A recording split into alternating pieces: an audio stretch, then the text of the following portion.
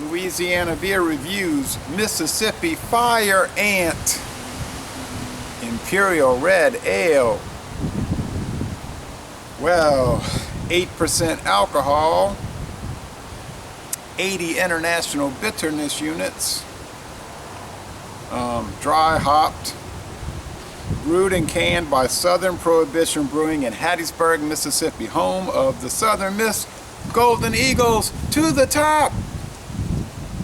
Okay, I've been to Hattiesburg many times and visited their baseball field, basketball arena, football stadium, and I've also visited the Hattiesburg Zoo. And then I come to find out there's a brewery there, established, I believe, last year, 2013. That's when this beer came out. Never had it. There are so few reviews on Beer Advocate and Rate Beer. Okay, there's no video reviews for this, so this is the first video review for this beer in the world. It's got 8 ratings on Beer Advocate, and they're pretty good, but only 8, and 3 ratings on Rate Beer, so 11. This will be number 12. All right, let's check it out. I bought this at Stein's Deli Hearts on Magazine Street in New Orleans. Hearts. Okay.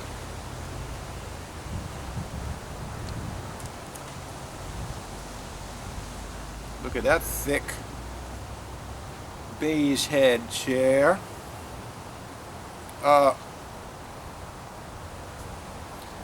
That is like a brown, really. They say red, but I guess with the sun shining from right almost 90 degrees, 85 degrees here at noon, it's a reddish brown, I guess, but mostly just brown looking.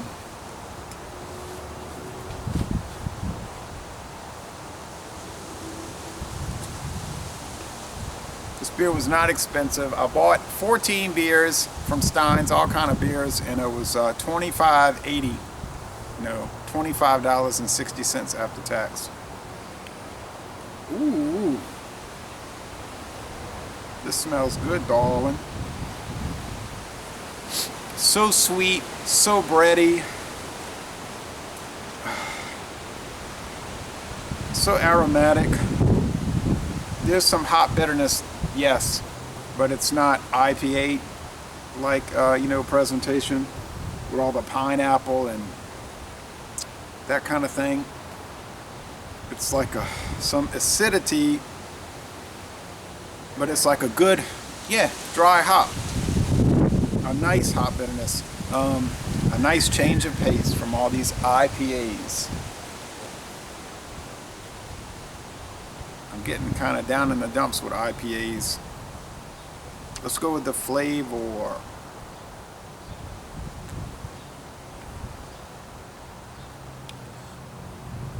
Ooh, that is something else. Whoa.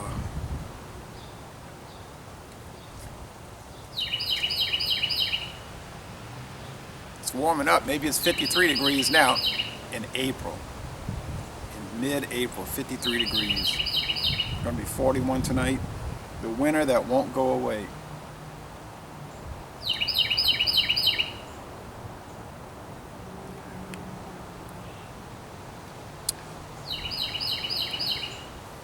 Wonderful. It's like brown bread, sweetness.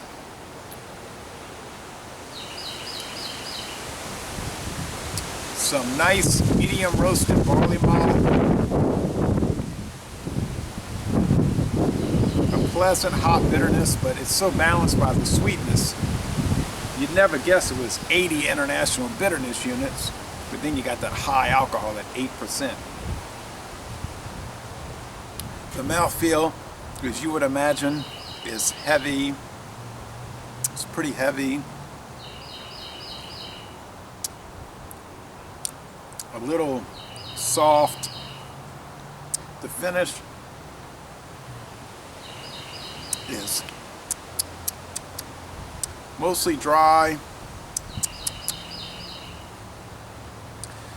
drinkability is pretty good for 8%, okay? It's more of a sipper, and it's so delicious. Look at that great lacing. Well, yeah,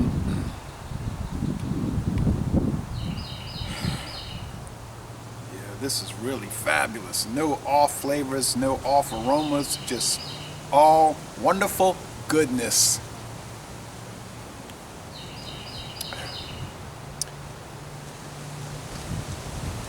I think these red ales are making such a huge comeback, and they're being made better than in the past. This is an A+ all the way. A+.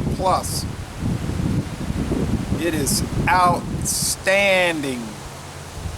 So that is a great treat. Mississippi's got it going on with Lazy Magnolia and now Southern Prohibition.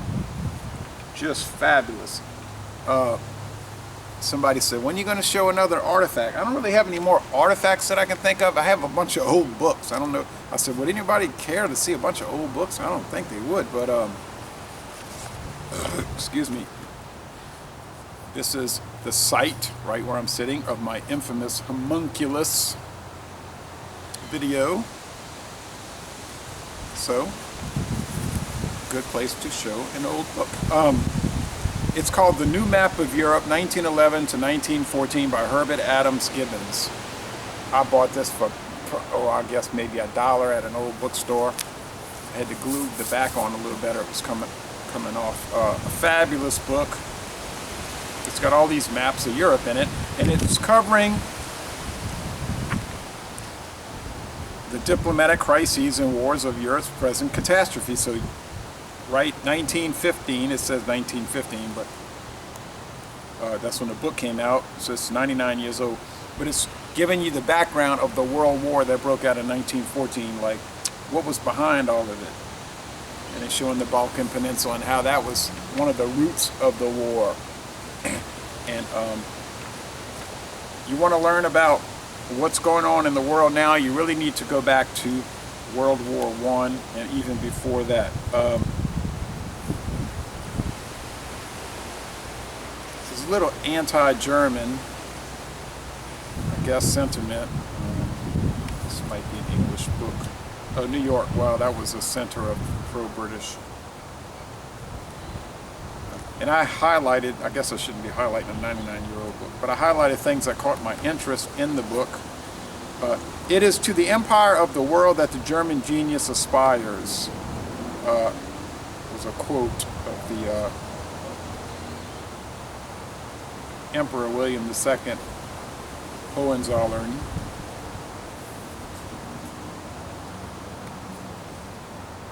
And then this guy says, well,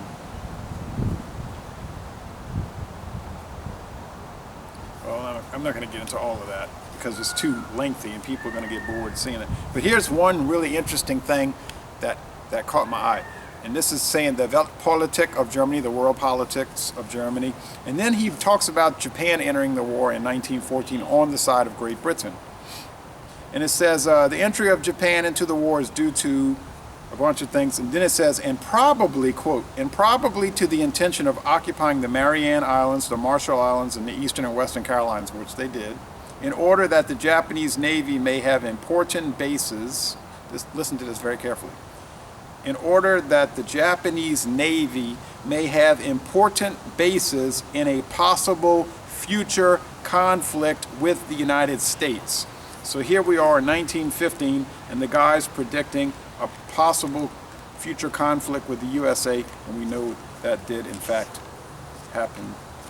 So you really have to know, you really have to read these kind of things to know what's going on today, I think. So a fascinating book, so interesting, and I'm glad I bought it for $1. And I'm gonna Laissez le bon temps rouler, what a fabulous beer. And I'm going to end this review by saying, y'all come on down to, for about a day or two, cold but sunny, southeastern Louisiana.